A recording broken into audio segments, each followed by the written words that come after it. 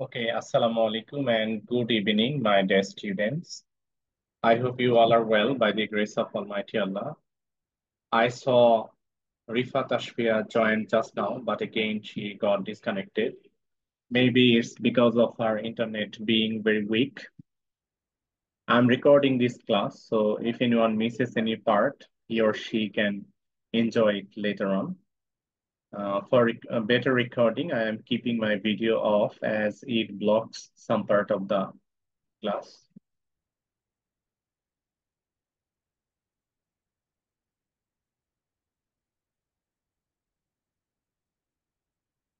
আমরা ন্যারেশনের একদম বেসিক যে স্ট্রাকচার গুলো সেগুলো শুরু থেকে রিভিউ করব।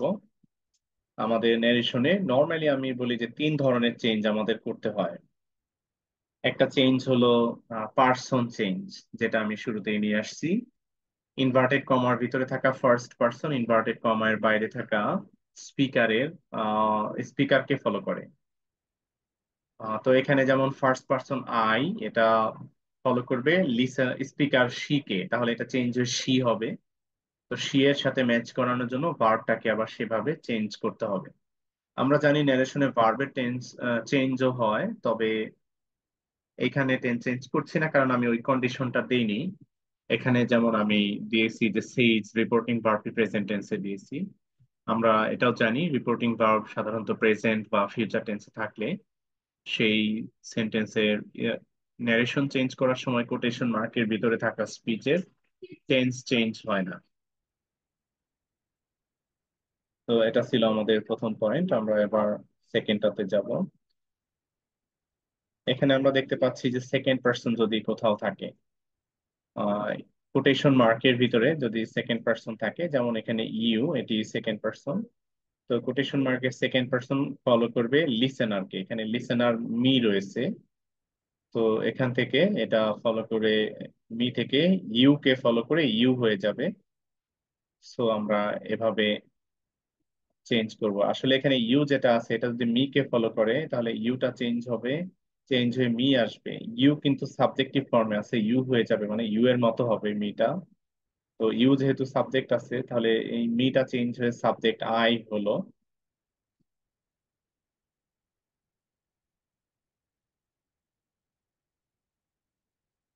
থার্ড পার্সন যদি কোটেশন মার্কের ভিতরে থাকে সেটাকে আমরা সাধারণত তেমন একটা চেঞ্জ করি না। যেমন এখানে রাহিন third person, English third person, sister third person, his third person, এই চারটা থার্ড পার্সন আছে, এগুলোর কোনোটাকেই কিন্তু আমরা চেঞ্জ করিনি, যেহেতু কোটেশন মার্কের ভিতরে থার্ড পার্সন চেঞ্জ হয় না। এবার ভার্বের চেঞ্জ।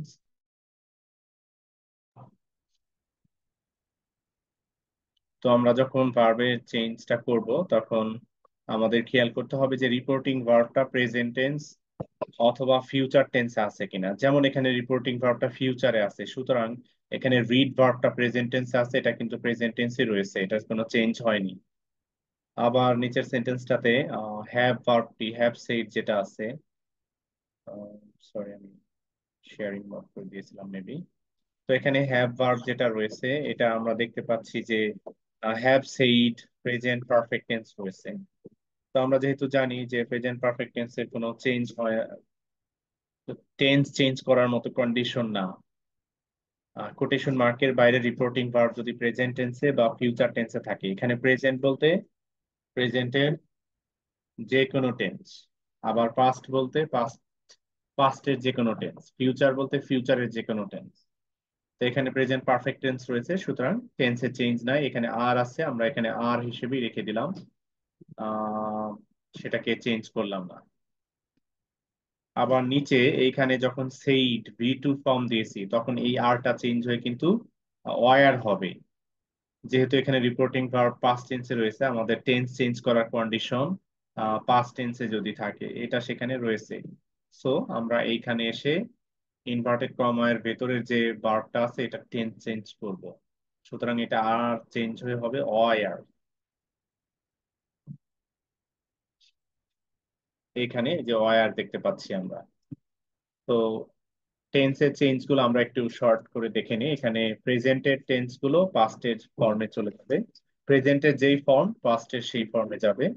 পাস্টের ওয়ান যাবে পাস্টের থ্রি মানে ইনডেফিনিট যাবে পাস্টের পারফেক্টে, কন্টিনিউয়াস যাবে পাস্টের পারফেক্ট কন্টিনিউয়াস টেন্সে, আর পাস্ট পারফেক্ট এবং পারফেক্ট কন্টিনিউয়াস টেন্স এই দুইটার তেমন কোনো চেঞ্জ হয় না। ফিউচারের ক্ষেত্রে আমরা সাধারণত শ্যাল বা উইল যেটা পাই সেটাকে শুড বা উড হিসেবে কনভার্ট করি। এখানে কথা থেকে যায় যে শ্যাল চেঞ্জ হয়ে কখনো শুড হতে পারে, কখনো উড হতে পারে, দুটোই হতে পারে। অধিকাংশ ক্ষেত্রে শ্যাল চেঞ্জ হয়ে উড হবে, শুড হবে না। শ্যাল দিয়ে যেখানে মোরাল অব্লিগেশন বোঝায় সেইখানে শ্যাল চেঞ্জ হয়ে শুড হবে। শ্যাল দিয়ে যদি মোরাল অব্লিগেশন না বোঝায় তাহলে সেখানে উড হবে। নর্মালি আমরা জানি যে মডার্ন ইংলিশে সাধারণত শ্যালটাকে খুব একটা ব্যবহার করা হয় না, সুতরাং ব্যবহার করলেও সেটাকে চেঞ্জ করে উড বানানো যায় যদি না সেটা মোরাল অব্লিগেশন বোঝায়। আমরা এটাও জানি যে ফার্স্ট পার্সন আই এবং উই এর পরে সাধারণত শ্যাল ব্যবহার করা হয়। তো ন্যারেশন চেঞ্জ করার পরে এই আই এবং উই এটা তো ফার্স্ট পার্সন নাও থাকতে পারে, আই চেঞ্জ হতে হি হতে পারে, এই জন্য শ্যাল চেঞ্জ হয়ে উইল হিসাবে উড হবে সেটা। এরকম বিভিন্ন কারণ রয়েছে যে যেটা 90 বা 95% কেস গুলোতেই শ্যাল চেঞ্জ হয়ে উড হয়। 10 বা 5%-এর মতো জায়গা আছে যেখানে হয়তো মোরাল অব্লিগেশন বোঝালে শ্যাল চেঞ্জ হয়ে শুড হচ্ছে। মাস্ট এর ব্যাপারটাও আবার আমরা একটু বলে রাখি যে মাস্ট যদি ইউনিভার্সাল কোনো মিনিং বোঝায়, যেমন we must die one day, we must speak the truth, এরকম মাস্ট এমন কোনো কিছু বোঝালো যেটা পৃথিবীর সব যুগের সব মানুষের জন্য প্রযোজ্য, সেরকম ক্ষেত্রগুলোতে মাস্টটাকে চেঞ্জ না করা ভালো, মাস্টকে মাস্ট হিসেবেই লেখা ভালো।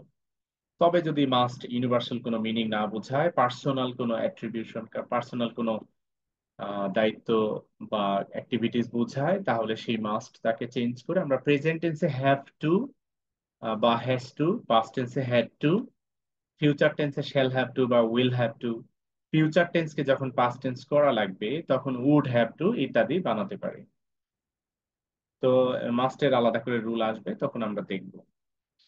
তো টেন্স চেঞ্জিং এর আরো একটু ডিটেলস দেখিয়ে দিচ্ছি, এটা আর আমি মুখে বলবো না। এখানে এক্সাম্পল দিয়েছি, আশা করি এত কিছুর এক্সাম্পল বোঝানো প্রয়োজন নেই, শুধু এই জায়গাটা একটু ফোকাস দিচ্ছি যে কোটেশন মার্কের ভিতরে পাস্ট পারফেক্ট টেন্স রয়েছে নাকি পাস্ট ইনডেফিনিট টেন্স রয়েছে যেটা চেঞ্জ হয়ে পাস্ট পারফেক্ট টেন্স হবে। তো আমরা শিখেছি যে পাস্টের ওয়ান চেঞ্জ হয়ে পাস্টের থ্রিতে যায়, পাস্টের ওয়ান মানে পাস্ট ইনডেফিনিট টেন্স চেঞ্জ হয়ে পাস্ট পারফেক্ট টেন্সে যাবে। তো এখানে ডিড চেঞ্জ হয়ে হ্যাড হলো, এরপরে অ্যালাউ ভার্বের ভি থ্রি ফর্ম হলো। এভাবে ইন্টারোগেটিভ সেন্টেন্সেও আমাদের এই জায়গাগুলো খেয়াল রাখা উচিত যে why did you come here, এই ডিড চেঞ্জ হয়ে হ্যাড হবে, why he had gone there এরকম হবে। তো এই জায়গাটাতে অনেকেই ভুল করতে পারে। এরপরে টাইম এন্ড প্লেস রিলেটেড যে শব্দগুলো আছে সেই শব্দগুলো চেঞ্জ, টেন্স কিভাবে বা টাইম কিভাবে চেঞ্জ করি এখানে সেটা দেখানো হচ্ছে। টুডে চেঞ্জ হয় that day, tonight that night, tomorrow the following data better, চারটা অপশন আছে, coming day, the next day, the day after ইত্যাদির মধ্যে দা ফলোইং ডেটা বেটার। ইয়েস্টারডেরও চারটা আছে, দা প্রিভিয়াস ডেটা বেটার। একইভাবে ডে আফটার টুমোরো আর day before ইয়েস্টারডের ক্ষেত্রে দা ডে আফটার বা দা ডে বিফোর এগুলো জাস্ট টুমোরো ইয়েস্টারডের আগে বসিয়ে দিয়ে টুমোরো ইয়েস্টারডের পরিবর্তে যেটা আমাদের এখানে রুল আছে দা ফলোইং দা প্রিভিয়াস সেটা বসিয়ে দিলেই হবে। এখানে লাস্ট থাকলে দা প্রিভিয়াস অথবা দা নেক্সট ইত্যাদি দেওয়া যায়। নেক্সট থাকলে দা ফলোইং বা দা কামিং ইত্যাদি দেওয়া যেতে পারে চাইলে, অথবা দা নেক্সট দেওয়া যেতে পারে। লাস্ট থাকলে দা প্রিভিয়াস, আর নেক্সট থাকলে দা ফলোইং। দিস থাকলে দ্যাট হবে, সব জায়গাতে নয়। হিয়ার থাকলেও দেয়ার হবে, সব জায়গাতে নয়। নাও থাকলে দেন হবে, হেন্স থাকলে দেন্স হবে, হাইদার থাকলে দিদার হবে, কাম থাকলে গো হবে, এটাও সব জায়গাতে নয়। এগো থাকলে বিফোর হবে। তো এই চেঞ্জের ভিতরে তিনটা স্টার, এই তিনটা নিয়ে আমরা একটু সংক্ষেপে যদি কথা বলি, যে যে একদম সিম্পলি এভাবে বোঝা যায় লিসেনার বা স্পিকার, যেমন হি সেড টু মি, এখানে হি হলো থার্ড পার্সন, মি হলো ফার্স্ট পার্সন। অর্থাৎ এখানে লিসেনার বা স্পিকারের মধ্যে একটা ফার্স্ট পার্সন আছে। আই সেড টু হিম, এখানে I first person. Rahim said to Karim, এখানে কিন্তু কোনো ফার্স্ট পার্সন নাই, সব দুটোই থার্ড পার্সন। রহিমও থার্ড পার্সন, করিমও থার্ড পার্সন। এই ধরনের কেসগুলোতে যেখানে লিসেনার এবং স্পিকার দুইটার কোনোটাই ফার্স্ট পার্সন নয়, সেকেন্ড পার্সন বা থার্ড পার্সন থাকে, সেখানে দিস চেঞ্জ হয়ে দ্যাট হতে পারে, হিয়ার চেঞ্জ হয়ে দেয়ার হতে পারে, কাম চেঞ্জ হয়ে গো হতে পারে, দিজ চেঞ্জ হয়ে দোজ হতে পারে। কিন্তু যেখানে লিসেনার বা স্পিকারের কোনো একটা ফার্স্ট পার্সন হয়, সেখানে কিন্তু দিস চেঞ্জ হয়ে দ্যাট হবে না। তো কাছের জায়গা যদি দূরের জায়গাতে পরিণত হয়, তাহলে সেটা হয়তো দ্যাট হতে পারে বা হিয়ার দেয়ার হতে পারে বা কাম গো হতে পারে। যেমন ধরো একটা ছেলে আমার কাছে এসে বলেছে যে আমি আপনার কাছে এসেছি। তো সে আমার কাছে এসেছে নাকি আমার কাছে গিয়েছে? উত্তর আমার কাছে এসেছে। এখন যদি সে আমাকে বলে যে স্যার আমি আপনার বাসায় এসেছি, তো তখন আমি আমার বাসায় ছিলাম, সেটা চেঞ্জ করলে কিন্তু সে আমার বাসায় এসেছে, সে আমার বাসায় গিয়েছে না। কিন্তু যদি সে এই সেন্টেন্স বলার পরে আবার, অথবা সে আসার পরে 2 দিন পার হয়ে যায়, আর আমি যদি তখন আমার বাসায় না থাকি, আমি যদি অন্য কোথাও থাকি, সেখানে ওর সাথে দেখা হলেও যদি আমাকে বলে স্যার আমি আপনার বাসায় এসেছিলাম, তখন সেই আশাটা চেঞ্জ হয়ে গিয়েছিলাম হবে, কারণ আমিও সেই জায়গায় নেই, সেও সেই জায়গায় নেই। অর্থাৎ এই জায়গাটা আমার কাছে তখন দূরের জায়গা। দূরে দূরের জায়গার ক্ষেত্রে আমরা দ্যাট বা দেয়ার বা গো ইত্যাদি ব্যবহার করি। এগুলো সেন্টেন্সের মিনিং ধরে ধরে আরো বিস্তারিত প্র্যাকটিস করলে ভালো হবে। এখানে আমি এই যে একটা দেখাই, আই এম স্ট্যান্ডিং হিয়ার, এই হিয়ারটা দেয়ার হবে নাকি হিয়ার থাকবে? তো এটা যদি ব্যাখ্যা করি আমরা, তাহলে দেখবো যে এখানে লিসেনার স্পিকারের রুবেল আছে যেটা থার্ড পারসন। তো ফার্স্ট পারসন নেই, তার মানে হলো হিয়ার চেঞ্জ হয়ে দেয়ার হবে আর দূরের বস্তু হয়ে যাবে। তো সংক্ষেপে এই যে দেয়ার করে দিলেই হলো।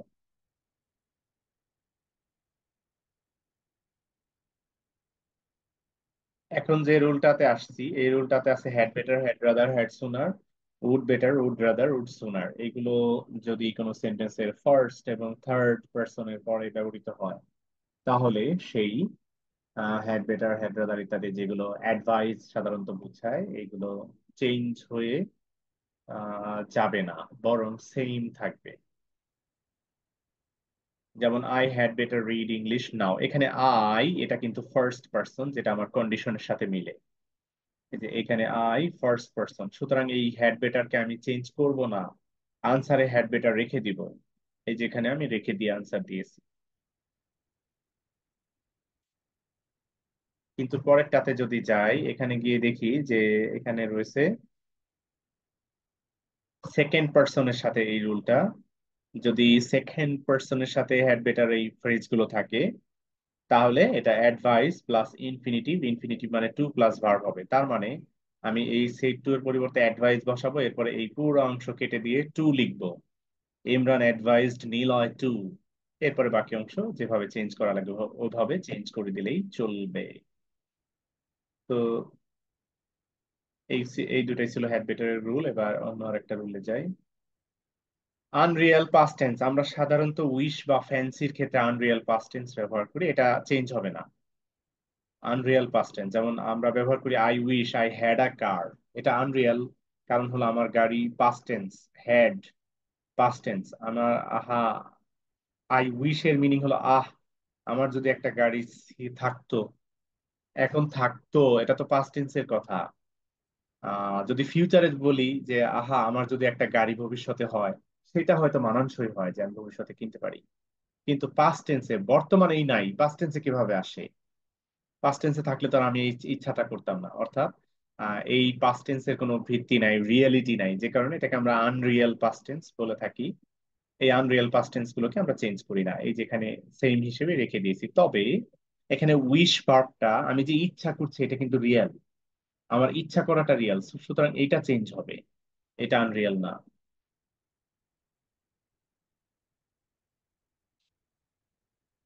If I were you I would বা শুড, এরকম যদি থাকে তাহলে সেটা অধিকাংশ ক্ষেত্রগুলোতেই অ্যাডভাইস বোঝায়।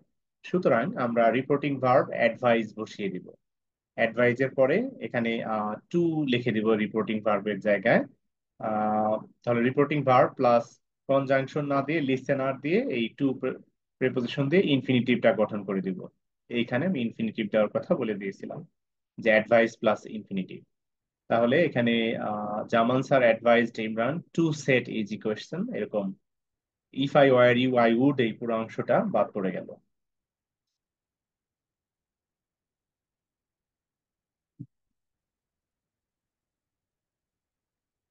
Eternal, universal, geographical, mathematical, scientific ইত্যাদি যত ধরনের ট্রুথ বা ফ্যাকচুয়াল স্টেটমেন্ট আছে সেগুলোর সাধারণত আমরা টেন্স চেঞ্জ করি না। তো এখানে অনেকেই শুধু ইউনিভার্সাল ট্রুথ বলে দেয়, আমি পার্থক্য দেখিয়ে দিয়েছি যে কিছু থাকে ইটার্নাল, কিছু থাকে ইউনিভার্সাল। যেমন আমাদের মরতে হবে, এটা ইটার্নাল। ঠিক আছে, মানুষের মধ্যে মানবতা থাকুক, এটা ইউনিভার্সাল আইডিয়া। জিওগ্রাফিক্যাল, পৃথিবী গোলাকার। ম্যাথমেটিক্যাল, এখানে এক্সাম্পল দিয়েছি 6 and 3 make 9। সায়েন্টিফিক, 0 ডিগ্রি সেলসিয়াসে ওয়াটার আইসে কনভার্টেড হয়। এরকম বিভিন্ন ধরনের থাকতে পারে, তো এগুলো আমরা সাধারণত চেঞ্জ করব না, এগুলো টেন্স চেঞ্জ করব না। টেন্স বাদে অন্য কিছু থাকলে সেগুলো প্রয়োজন অনুসারে চেঞ্জ করা যাবে। মাস্ট যদি ইটার্নাল অব্লিগেশন, ইউনিভার্সাল কোনো ব্যাপার স্যাপার বোঝায়, তাহলে সেই মাস্ট চেঞ্জ হয়ে চেঞ্জ করাটা ঠিক হবে না, সেই মাস্টের পরিবর্তে মাস্ট হিসেবেই লিখবো। যেমন every human must die one day, সব মানুষের মরতে হবে, এটা তো একটা ইউনিভার্সাল ব্যাপার, সুতরাং এই মাস্টের জায়গায় মাস্ট হিসেবেই থাকবে। তবে মাস্ট অনেক সময় পার্সোনাল ব্যাপার থাকে।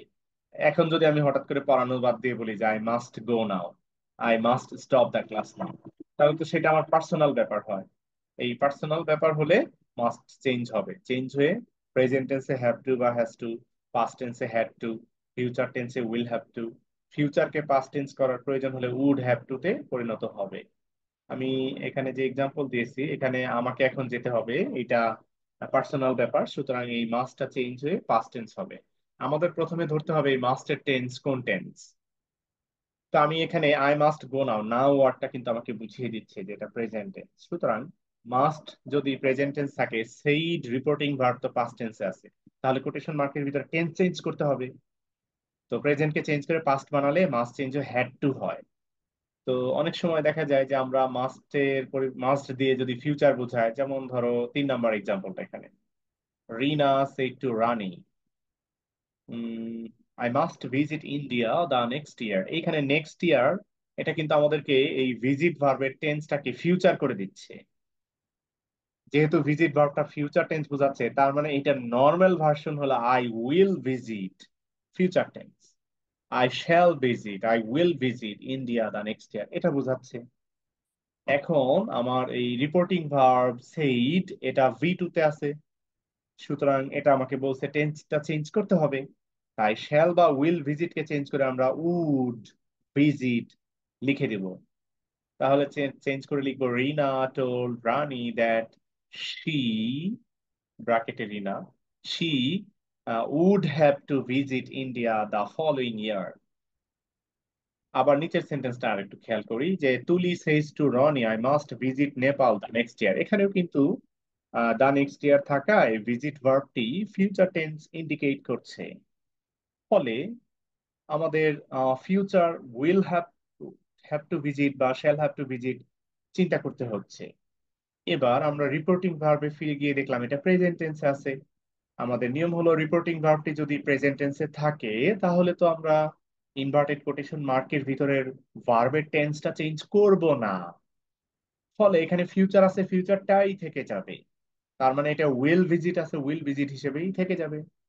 সো তুলি tales Roni that she, bracketed তুলি টি, তুলি টেলস রনি দ্যাট শি, এবার মাস্টের পরিবর্তে future, will have to, she will have to visit Nepal the following ইয়ার।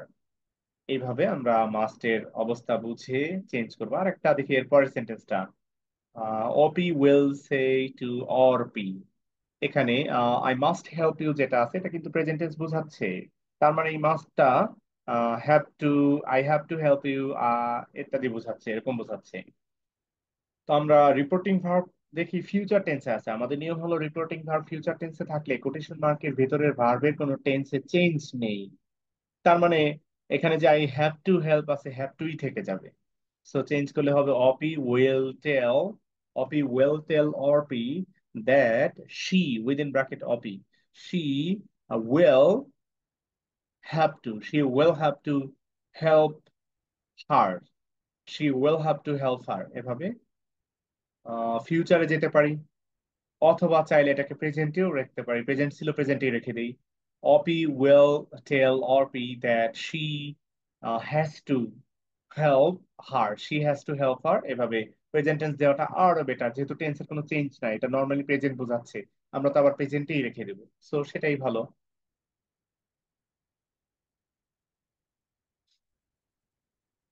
আমাদের এই ড্যাট শব্দটা চেঞ্জ হয়ে ইট হয়, এটা আবার কিছু জায়গায় আছে ইট শব্দটা চেঞ্জ হয়ে দ্যাট হয়, এটা যেহেতু ডিবেটেবল একটা টপিক, সুতরাং এটা নিয়ে কোনো কোয়েশ্চেন আসবে বলে আমার মনে হয় না, অতটা ফোকাস দিচ্ছি না। আমরা কিছু বই পাই যে বইগুলোতে লেখা আছে ইট চেঞ্জ হয়ে দ্যাট হয়, আবার কিছু বই পাই যে বইগুলোতে দ্যাট চেঞ্জ হয়ে ইট হয়। তো কিছু টিচার ইট চেঞ্জ করে দ্যাট করার পক্ষে, আবার কিছু টিচার আমার মতো ইমরান হোসেনের মতো দ্যাট চেঞ্জ হয়ে ইট করার পক্ষে, এরকম দুই পক্ষেরই লোক আছে, সুতরাং ডিবেটেবল বিষয়টা আর ফোকাস করলাম না। We meaning the whole human beings remains unchanged.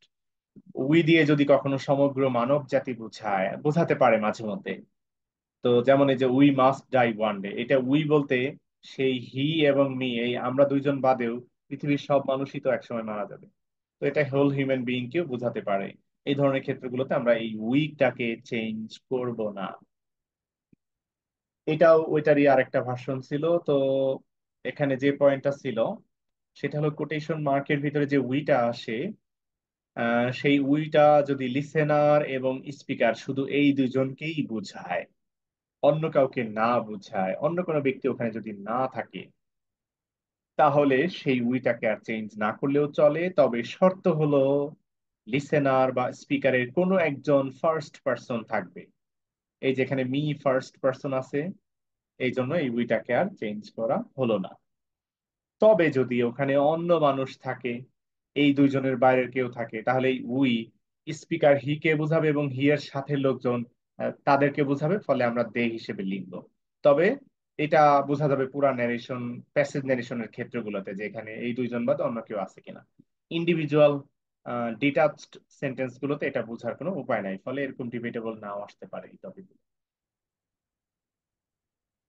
Good bye যদি থাকে, গুড বাই এর মতো আর কি কি এক্সপ্রেশন আছে সেই সবগুলোকে আমরা চিন্তা করি, যে গুড বাই আছে, বাই আছে, আল্লাহ হাফেজ আছে, সি ইউ আছে, সি ইউ এগেইন আছে, টাটা আছে, ফেয়ারওয়েল আছে, ইত্যাদি। তো এই জাতীয় অথবা অন্য কোনো বিদেশি ভাষার কোনো এক্সপ্রেশন থাকতে পারে, এই জাতীয় এক্সপ্রেশন গুলোর ক্ষেত্রে আমরা সাধারণত রিপোর্টিং ভার্ব বিড ইউজ করি। আবার গুড নাইট দিয়েও কিন্তু বিদায় বোঝায়, সুতরাং সেক্ষেত্রেও রিপোর্টিং ভার্ব বিড হবে, যেটার B to form bathe R B three form Biden. বিড ভার্বের কিন্তু তিনটা ফর্ম সেম আছে, এরকম আরেকটা মিনিং রয়েছে, বিড বিড বিড। ওই ক্ষেত্রে বিড এর মিনিং হয় হলো নিলামে অংশগ্রহণ করা, নিলামে যে দামাদামি করা সেটা। তো এটা একটু ভিন্ন মিনিং এ, ন্যারেশনে তো আর ওই বিদায় দেওয়া আসবে না, নিলাম দেওয়া আসবে না, নিলামে দাম করা আসবে না। সো আমাদের এই বিড মানে বিদায় দেওয়া অর্থেই আসবে, সো আমরা এই বেইড ভি টু ফর্মটাই ব্যবহার করব।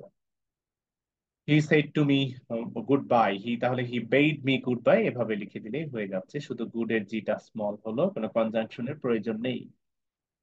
একটু ভিন্ন ধরনের দেখি, যেমন এখানে এটা Rakib said to me see you again, এটার ক্ষেত্রে টু, সি ভার্বটা তো ইম্পারেটিভ সেন্টেন্সের ইন্ডিকেটর, ফলে এখানে টু প্লাস ভার্ব দিয়ে আমরা লিখবো যে Rakib bade me to see me again, এভাবে দেওয়া যায় চাইলে। এই যে see you later, she bade her father to see him later, এভাবে দেওয়া যায়। থ্যাংক থাকলে আমরা সাধারণত রিপোর্টিং ভার্বটিকে এই থ্যাংক ভার্বটি বানিয়ে দিই। যেমন ধরো she said to me thank you, আমরা লিখে দিই শি থ্যাঙ্কড মি।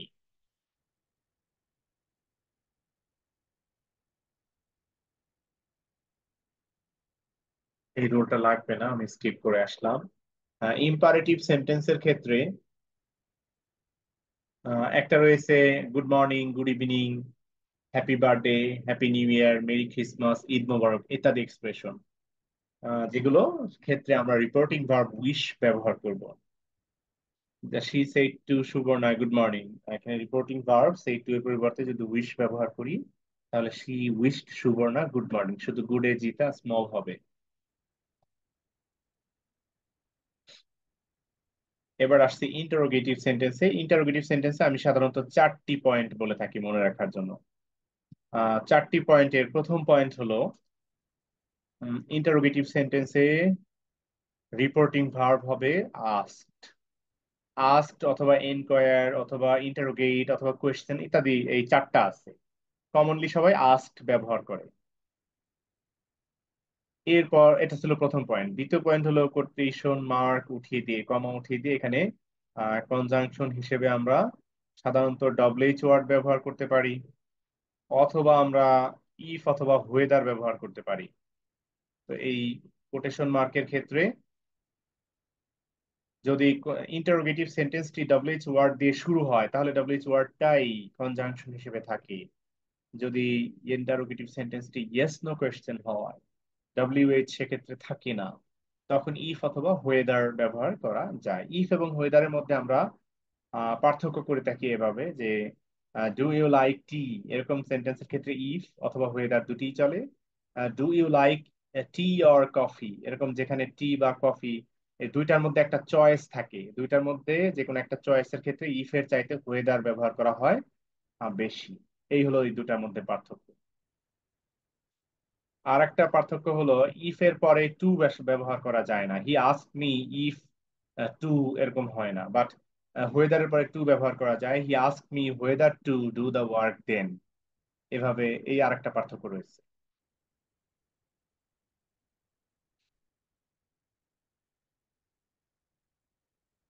ইন্টারোগেটিভ সেন্টেন্সে আমি এখন পর্যন্ত মনে হয় 2টা পয়েন্ট বললাম। পয়েন্ট ওয়ান ছিল রিপোর্টিং ভার্ব হবে আস্কড। পয়েন্ট টু হলো আমাদের কনজাংশন দ্যাট বসবে না, ইফ অথবা হোয়েদার অথবা ডব্লিউএইচ ওয়ার্ড বসবে। পয়েন্ট থ্রি হলো সাবজেক্টটা পরে থাকলে আগে নিয়ে আসতে হবে।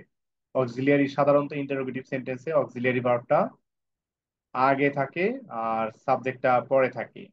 I like coffee, do I like coffee এরকম ইন্টারোগেটিভ সেন্টেন্স আসে ডু অক্সিলিয়ারি ভার্বটা আগে চলে আসে, সাবজেক্ট আইটা পরে চলে যায়। এই ক্ষেত্রগুলোতে আমরা সেই পরের সাবজেক্টটাকে আগে নিয়ে আসবো, আগের অক্সিলিয়ারি ভার্বটাকে পরে নিব যদি নেওয়ার যোগ্য হয়। যদি নেওয়ার যোগ্য না হয় সেক্ষেত্রে এই অক্সিলিয়ারি ভার্বটা আমাদের টেন্স দেখতে হেল্প করবে। এটার এক্সাম্পল একটু পরে দিচ্ছি। এটা ছিল থার্ড পরিবর্তন, অর্থাৎ অ্যাসার্টিভ স্ট্রাকচার ব্যবহার করা। তো এটাই ছিল যে ইন্টারোগেটিভ সেন্টেন্স এর ক্ষেত্রে আমরা ব্যবহার করেছি 3টা পরিবর্তনের কথা। একটা হলো রিপোর্টিং ভার্ব আস্ক, আর একটা হলো কনজাংশন দ্যাট বসবে না, ডব্লিউএইচ ওয়ার্ড বা ইফ বা হোয়েদার বসবে, আর একটা হলো সেন্টেন্সের স্ট্রাকচার চেঞ্জ করে অ্যাসার্টিভ বানানো, আর লাস্ট হলো কোয়েশ্চেন মার্কের জায়গায় ফুল স্টপ বসবে। এই হলো 4টা পরিবর্তন ইন্টারোগেটিভ সেন্টেন্সে। এই 4 জায়গায় অ্যাটেনশন দিলে আশা করি ভুল হওয়ার কথা নয়।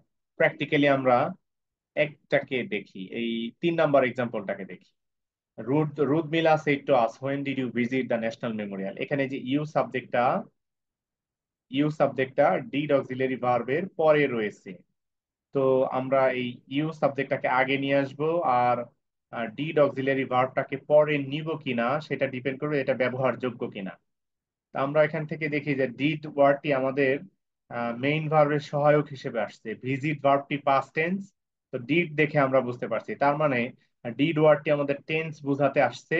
আমরা যেহেতু টেন্স বুঝে গেছি পাস্ট টেন্স, তাই ডিড ওয়ার্ডটাকে কেটে দিয়ে ভিজিট ভার্বকে পাস্ট পারফেক্ট টেন্সে হ্যাড ভিজিটেড লিখলেই হবে। রুদমিলা asked us uh, when we had visited the national memorial। এভাবে কিছু ক্ষেত্রে অক্সিলিয়ারি ভার্বটা টেন্স বোঝানোর জন্য আসে, সেক্ষেত্রগুলোতে টেন্স বুঝেই সেটাকে ড্রপ আউট করে দিব। কিছু ক্ষেত্রে অক্সিলিয়ারি ভার্বটা টেন্স বোঝানোর জন্য আসে প্লাস প্রয়োজন, যেমন এর পরের সেন্টেন্সটি এই হ্যাভ ভিজিটেড আছে, প্রেজেন্ট পারফেক্ট টেন্স চেঞ্জ হয়ে পাস্ট পারফেক্ট টেন্স হবে। তো পাস্ট পারফেক্ট টেন্সে কিন্তু এই হ্যাভটাকে চেঞ্জ করে হ্যাড হিসেবে লিখলেই হয়ে যায়। অর্থাৎ এখান থেকে এই হ্যাভ ওয়ার্ডটাকে আমরা একদম ড্রপ করে দিচ্ছি না, চেঞ্জ করে হ্যাড হিসেবে লিখতেছি।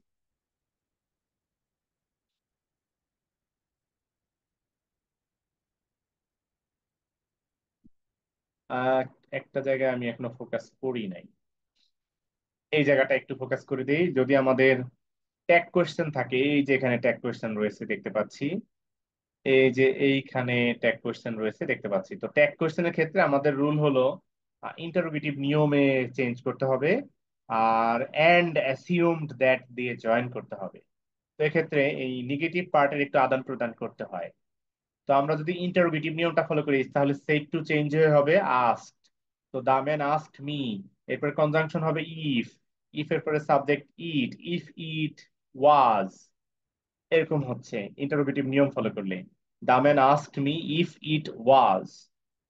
তো এবার নটটাকে যদি এক্সচেঞ্জ করতে হয় ট্যাগ কোয়েশ্চেনের ক্ষেত্রে, এই নটটা ট্যাগ কোয়েশ্চেনে নট থাকলে সেটাকে মেইন সেন্টেন্সে নিয়ে আসতে হয়, আর মেইন সেন্টেন্সে নট থাকলে সেটাকে ট্যাগ কোয়েশ্চেনে নিয়ে যেতে হয়। এই হলো আদান প্রদানের ব্যাপারটা। তো আর এই আদান প্রদানের পরে ট্যাগ কোয়েশ্চেনটাকে অ্যান্ড অ্যাসিউমড দ্যাট দিয়ে জয়েন করতে হয়। অ্যান্ড অ্যাসিউমড দ্যাট, এই যে আমি মার্ক করে দিচ্ছি, অ্যান্ড অ্যাসিউমড দ্যাট। তো আমাদের এই যে যে সেন্টেন্সটা আমি 1 নম্বরে লিখেছি এটা, সেটাই দেখতে হচ্ছে মেইন সেন্টেন্সে নট নাই, ট্যাগ কোয়েশ্চেনে নট আছে। তো ট্যাগ কোয়েশ্চেনে নটটা মেইন সেন্টেন্সে নিয়ে আসলাম, তাহলে it is not, tense change করার পর it was not. The man asked me if it was not very cold that day. এরপরে and assumed that it was, নটটাকে তো আমরা আগেই নিয়ে গেছি, সুতরাং ইট ওয়াজ এটুকুই যথেষ্ট। আবার ধরো মেইন সেন্টেন্সে যদি নট থাকে সেটাকে ট্যাগ কোয়েশ্চেনে নিয়ে যাব। যেমন এখানে রয়েছে I said to him, change করে আই আস্কড হিম, এরপরে ইফ কনজাংশন, এরপরে subject he, you second person তো হিম কে বোঝায় সুতরাং হি হয়। ইফ হি, আর চেঞ্জ হয়ে হি এর সাথে মিলানোর জন্য পাস্ট টেন্সে হয় ওয়াজ, ওয়ার হয় না। ইফ হি ওয়াজ, এই নটটাকে তো ট্যাগ কোশ্চেনে নিয়ে যাবো, সুতরাং কিক আউট করে দিলাম। If he was attending the party, এরপরে ট্যাগ কোশ্চেন এইখানে আমরা অ্যান্ড অ্যাসিউমড দ্যাট জয়েন করে দিলাম এইখানে। অ্যান্ড অ্যাসিউম দ্যাট এর পরে সাবজেক্ট হি, আর এই আর চেঞ্জ হয়ে ওয়াজ এর সাথে নট অ্যাড করে দেবো, and assumed that he was not. তো এই দুইটা জিনিস একটু ট্যাগ কোশ্চেনে খেয়াল রাখে, একটা হলো অ্যান্ড অ্যাসিউমড দ্যাট, আর একটি হলো নেগেটিভ পার্টের আদান প্রদান। আর ইন্টারোগেটিভ নিয়মে করতে হবে, এটা তো আমরা এমনিতেই বুঝছি।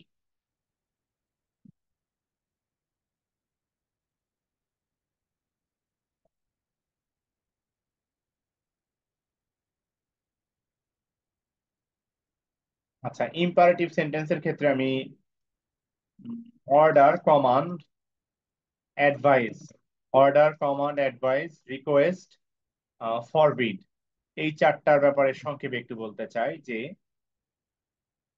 ইম্পারেটিভ সেন্টেন্স, কোন ইম্পারেটিভ সেন্টেন্স যদি এমন হয় সিনিয়র কেউ জুনিয়র কাউকে কোনো কিছু করতে বলেছে, প্লিজ শব্দটি বলে নাই, কাইন্ডলি শব্দটি বলে নাই, ডিরেক্টলি ভার্ব দিয়ে বলেছে do it, come here, go there, make the report, prepare the report, এরকম সিনিয়র কেউ জুনিয়র কাউকে কোনো কিছু করতে বলেছে। একজন মানুষ সিনিয়র হতে পারে বয়সে, একজন মানুষ সিনিয়র হতে পারে সোশ্যাল স্ট্যাটাসে, যেমন আমার ভাতিজা কিন্তু আমার চেয়ে বড়, আমি তার চেয়ে ছোট বাট সিনিয়র আমি।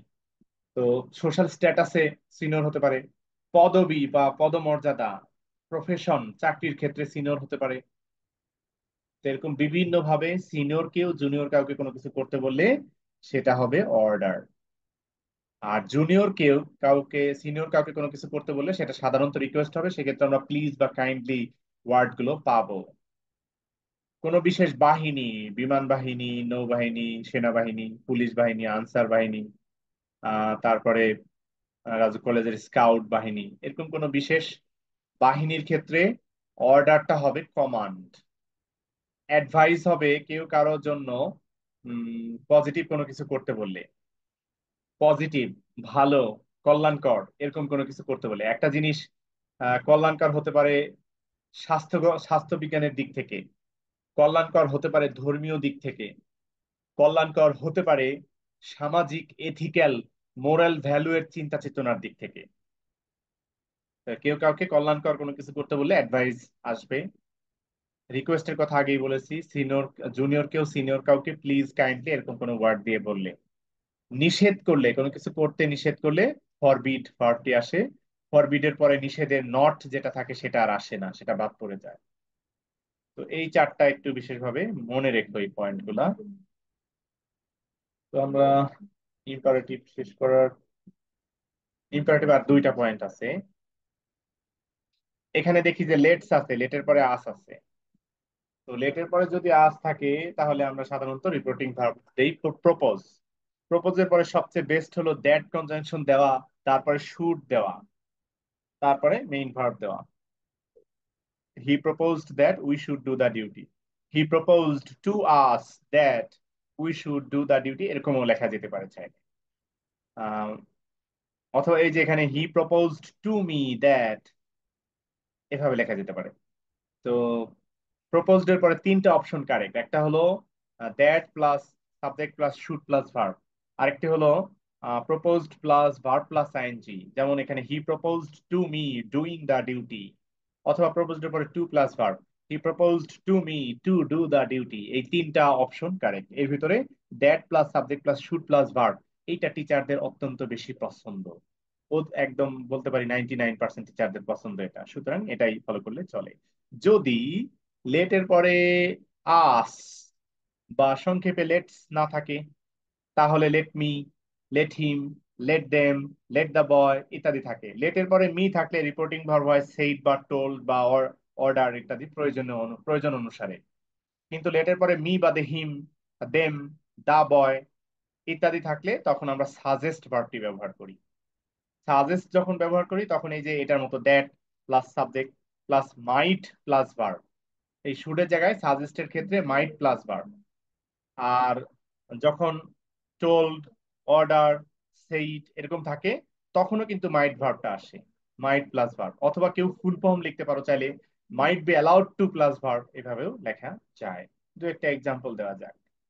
এইখান থেকে দেখি আমরা, আমরা 1 মিনিট সময়, মনে হয় 1.5 মিনিট সময়ে আছি। ডিসকানেক্টেড হলে আবার জয়েন করব। অল্প সময় লাগবে, বেশি আর নেই।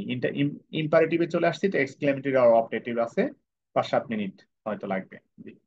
তো আমরা এখান থেকে একটা দেখি যে লেট কি আছে, একদম নিচে 8 নাম্বারে এসে দেখি the class teacher said to the students let us arrange a picnic. এখানে আস থাকায় প্রপোজ হবে, the class teacher proposed to the students that they should arrange a picnic, এরকম।